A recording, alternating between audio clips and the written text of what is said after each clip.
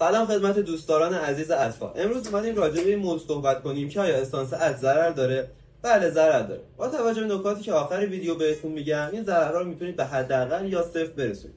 شایع‌ترین ضررهای پوستی و تنفسیه.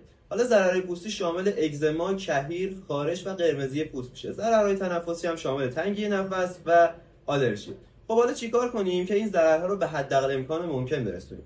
اولین مورد اینه که از شرکتی استفاده کنیم که معتبر باشه. یعنی چی؟ یعنی استانداردهای بهداشتی جهانی رو رعایت کنیم.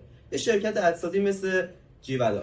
دومینش اینه که عطر رو به صورت رقیق استفاده کنیم که این رقیق سازی امکان پذیره با ماده ادکلام و فیکساتور. سومین اینه که عطر رو تست کنیم روی پوست. این عطر رو به صورت یه مقدار کم روی پوست بزنیم و ببینیم بدنمون نسبت به این عطر واکنش میده یا نمیده.